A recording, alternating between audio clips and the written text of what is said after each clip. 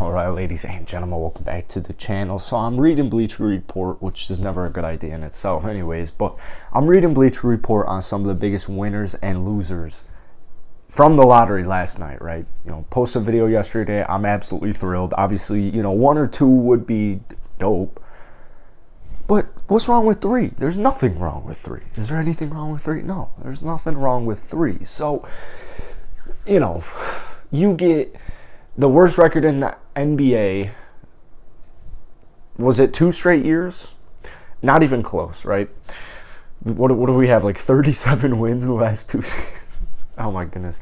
But anyways, we get the number 2 pick last year, and we have Jalen Green, right? Okay, awesome. That's a home run right there, deep left field, bat flip and everything. And then you get the 3rd pick in the next lottery, and you're not a winner. But I'm not here to just solely diss Bleacher Report, but I do want to reiterate the fact here of my mentality right now, where it's like, people have a couple of different opinions on this, right? You can be thinking, all right, we're guaranteed one of Chet, Jabari, or Paolo. That's where I'm at right now. That's where I'm at. I was giving him some shit yesterday, but my buddy Nick brings up a good point. Like, Jaden Ivey, it's not like Banchero right now is set in stone. Does Orlando want Chet? Are they going to draft by position? It seems like every time we get to the draft, I'm always like, why do people draft by position? And then it continues to happen. So is it ever going to change? Well, they got Wendell. We'll see what happens with Mo Bamba over in Orlando. But basically, the point being, they don't really need a big man at all. But at the same time, Jalen Suggs, Chet connection, who knows what they're going to do? Who really knows what they're going to do? So they might go Jabari. And then, you have OKC. And OKC's a really interesting team as well because I wouldn't be surprised if they just took a gamble on Shaedon Sharpe. I wouldn't be shocked one. I wouldn't even be surprised if they just shot their shot with Jaden Ivey. I don't think that this draft is going to be as cut and paste as a lot of us are thinking. Last year, Cade Cunningham, undisputed number 1. No one was really arguing Cade Cunningham not being number 1. So then what? Well, majority of people thought that Jalen Green was going to be picked number 2. That's what happened. Then what? Evan Mobley, cut and dry, is clear as day. That was the top 3. That was just the top 3. Yeah, we had some Jalen Suggs talk, but for the most part, majority of people thought that was going to be the top 3. So where did we get the headache, or not the headache, where did we get the curveball? That was pick number 4 with Scotty Barnes. Scotty Roy, I should call him. So the way I see it right now with Houston is no matter what happens, yeah, you might not be able to get Chet. You don't have the best opportunity to get Chet. So, personally, the way I'm looking at it right now in this draft is I view Chet as the guy with the highest upside, the highest potential ceiling. For me, is definitely going to be the 7-footer averaging 5 blocks per 36 minutes. That's my high ceiling. Because he can shoot, he can do everything. Chet can do everything. The stuff he can't do well, he can do it better than some, other players at his position. So, similar to the Evan Mobley. Houston's in a money spot right now, is basically the point I'm trying to get at here. Because, while it may seem like Chet and then Jabari are going to be picked, and then we get to pick Banchero, which is freaking awesome. If we get Banchero, that's going to be a really fun offense next season. That's going to be a really fun offense next season. The only guy in the top 5 that I would be a little bit worried about offensively is Shaedon Sharpe, and that's just because there's no college basketball of him playing. He didn't play college basketball.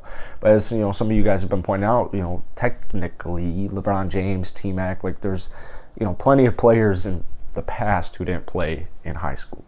So fair point. I just see whenever I get a Shaedon Sharpe video online on Twitter, it's some dude, it's him who's he's going super slow, half speed. He's playing a bunch of dudes significantly smaller than him, and then he'll he's free, he's got skill, But I just don't know what those videos, like, people lose their mind when they see Shaedon Sharpe videos online. Like, they're like, oh, this guy's Paul George, and he'll do like a freaking through the leg slam. I'm like, that's Paul George? Like, first off, all the clips are just like through the leg slams. Like, that's not really going to happen too much in game time. But even if Houston drafted Shaedon Sharpe, which I highly doubt they will, but I wouldn't be shocked. I wouldn't be shocked. I'd be very surprised. I wouldn't be shocked, though. Shaedon Sharpe, 6'6", probably a little bit bigger than that. He's long. I mean, he's long as hell. And, you know, if he just gets if he keeps getting more meat on his bones, small forward. So, you know, realistically, I think all 5 of those players are guys that the Rockets could be targeting. But basically, just being in that third spot, you have, it's kind of nice. You know, like I said, maybe OKC takes a gamble on Sharpe, and then it makes the next pick that much easier. So, you know, I don't know what's going to happen. All I know is we have 17 and we have 3, and, you know, to me that's just a huge win. Like, we're such winners. Yeah, there are winners like, you know, the Sacramento Kings, because boy oh boy, I mean, they were projected number 7, for example. They desperately needed that. Like, they desperately needed that. I mean, you got a nice squad over there. I like Fox a lot. I like Sabonis a lot, and, you know, I'm curious to see how they do in a whole season, but now they get the 4th pick. Like, that's money. That's money, honey. So, Portland, that was the tough one. You know, if you guys were watching my draft lottery last night on the main channel, this is something that we had a huge eye on, was Portland's draft pick. They were projected number 6. They got number 7. So, basically, if you're a Trailblazers fan, you're not thrilled. You're definitely not thrilled. I've seen some trade. Like, I saw a trade, for example, with, like, the Pistons. It was, like, Jeremy Grant. It was like Jeremy Grant for that pick, and who was it? God damn it. Jeremy Grant and that pick for something. It was something not bad whatsoever. It was Keon Johnson, I think it was. Yeah, I think it was Keon Johnson.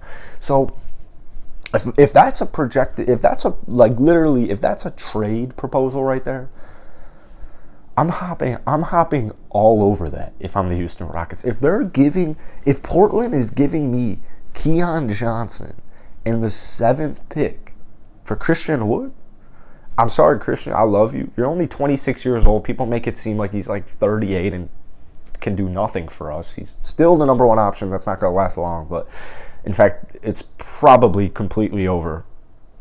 It's completely over. Let's be real. There's no way Jalen Green is getting outscored next season by Christian Wood. I'm doing that trade in a heartbeat. Like, shake my hand. Anyways, though, that's it for today, man. If you enjoyed this video, hit the like button, hit that sub button for daily Rockets content.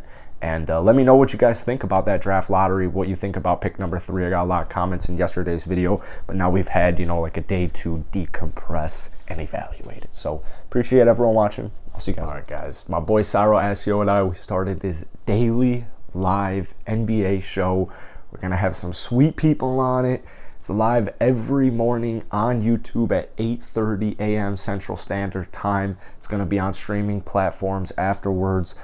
Great things coming. The link's going to be in the bio. It's going to be in the comment section of all of my videos. So I hope to see you guys there. I